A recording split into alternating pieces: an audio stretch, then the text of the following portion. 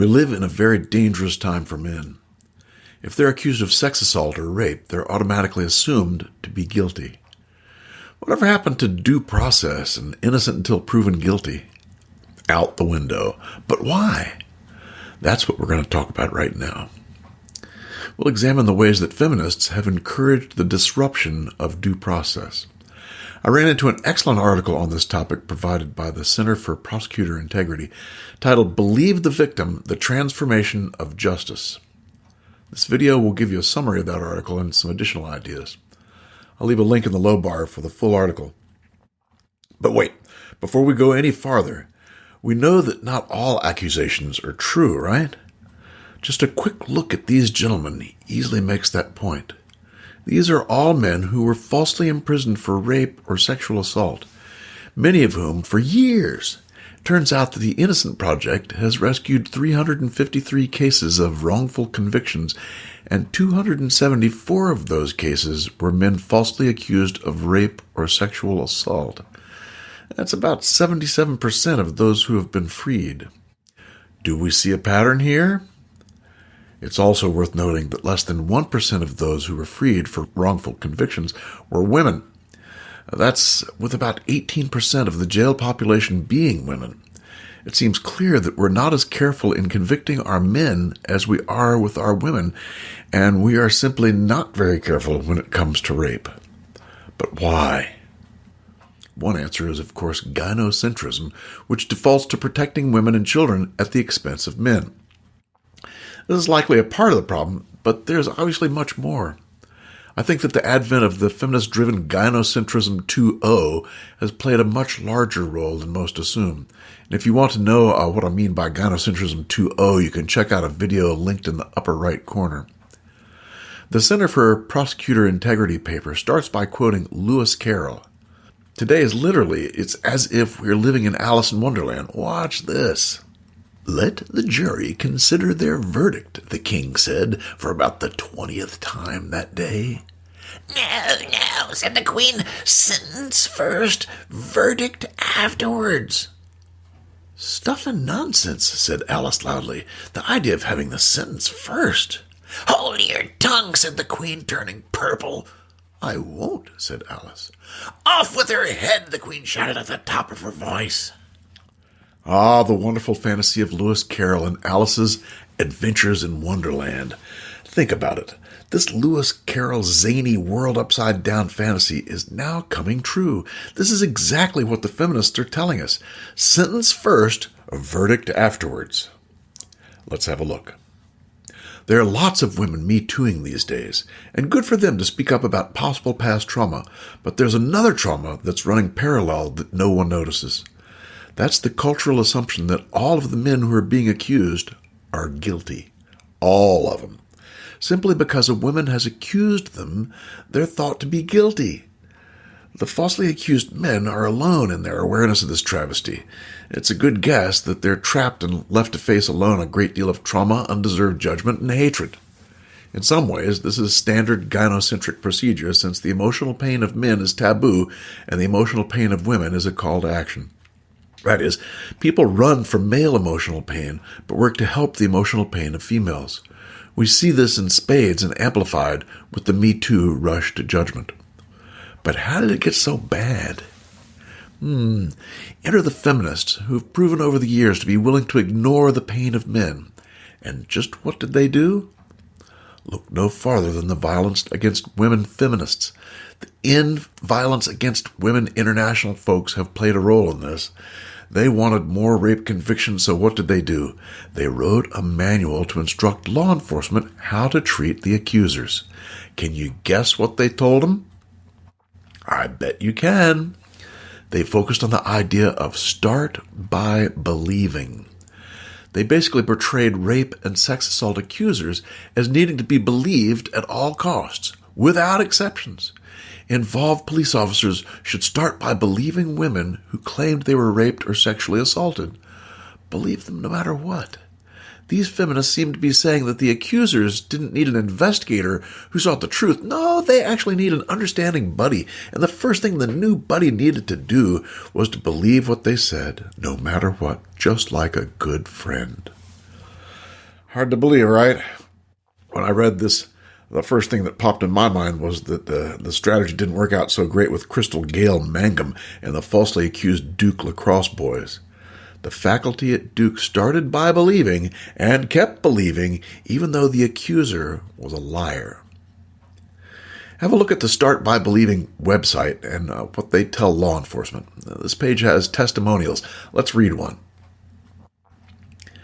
My name is Officer Don Kirk. I'm a police officer at the University of Utah, Department of Public Safety. When someone tells me that they were raped or sexually assaulted, I start by believing. Get the picture? These trainings tell police that they're supposed to believe the victim no matter what. Just what do they think this might do to an accused man who is innocent? Wouldn't believing the accuser necessarily make one not believe the accused? They don't seem to care. This is the typical only see one side of the picture bully feminists. They're not even allowed to consider that there might be a false accusation. In essence, what they're asking the police to do is to become an advocate for one party and not an impartial investigator, all the while believing that women never lie. These feminists are demanding that Sergeant Friday, who asked for just the facts, ma'am, be transformed into Mr. Rogers, the accuser's best buddy.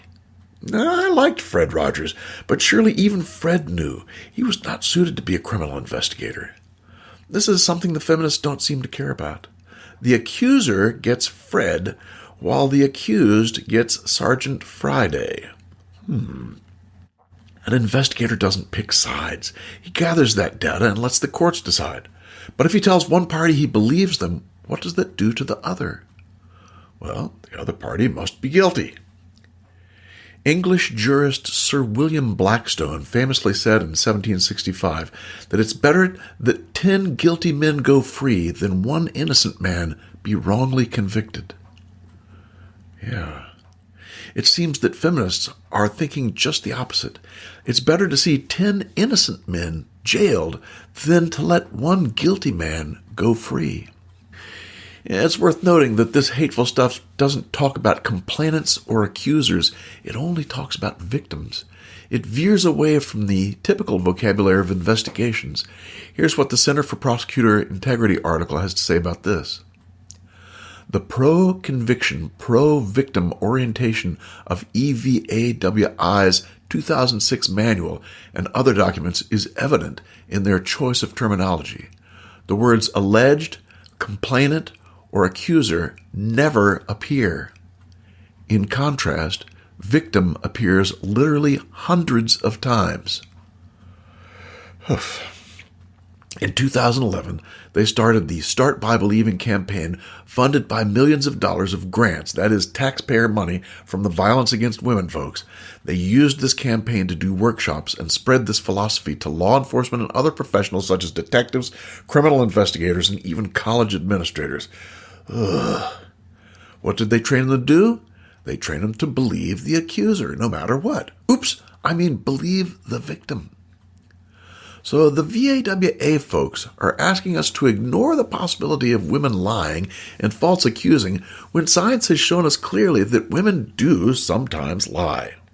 In fact, the more likely form of aggression from women is not physical violence, but relational aggression. And what constitutes relational aggression? Lies, gossip, false accusations, misdirections, and more. So lying is a part of the female manipulative repertoire, and the police are told to start by believing. Really? For more info on relational aggression, see a previous video and links in the upper right.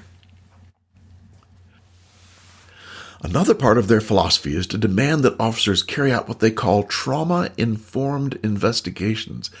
In other words, be sensitive to the state of the accuser and adjust judgment due to her having been traumatized. They go on to list many symptoms that they say are due to trauma that investigators need to overlook since they may be due to the trauma. Things like memory lapses or fragmented memories or even appearing incoherent. Why overlook these? Well, they claim that the neuroscience of trauma explains that trauma will induce such things as memory losses and inconsistencies of the story. The same sorts of things that red flag an investigator into questioning the veracity of the complainant. Those things. But now the feminists are saying that the things that might be red flags are simply symptoms of her trauma and in fact prove she was traumatized. Wow, what a system! But sadly for feminists, the fact of neuroscience seem to say something else. There are studies that indicate that trauma actually improves memory. Trauma is remembered more clearly than an uneventful lunch last week. If you want confirmation of their misuse of neuroscience, look no further than a Harvard feminist, Janet Haley, who is attacking this nonsense. Listen to what she says. The remaining third of the document, and thus the entire remainder of the training, provides a 6th grade level summary of selected neurobiological research. What she calls a 6th grade summary, others call junk science. And how do they use this junk science to get more convictions? She then goes on to explain how this is used. Remember, this is a Harvard feminist speaking. The takeaway lesson of these pages is that a victim of sexual assault may experience trauma, which in turn causes neurological changes, which in turn can result in tonic immobility. Tonic immobility in turn can cause the victim to appear incoherent or to have emotional swings, memory fragmentation, and flat affect. Her story may come out fragmented or sketchy, and she can be misinterpreted as being cavalier about the event or lying. These problems, in turn, can cause police and sexual harassment investigators to dismiss serious claims, tragically because of symptoms of the trauma. Can you see how devious this is? What we see is a push for the normalization of symptoms such as inconsistencies, incoherence, fragmentation, lack of memory, or others that are signs of having been traumatized. These claims happen to also be the very things that an investigator might use to dismiss charges. See how it works? The very things that might prove the defendant innocent are claimed to be due to trauma. What a racket.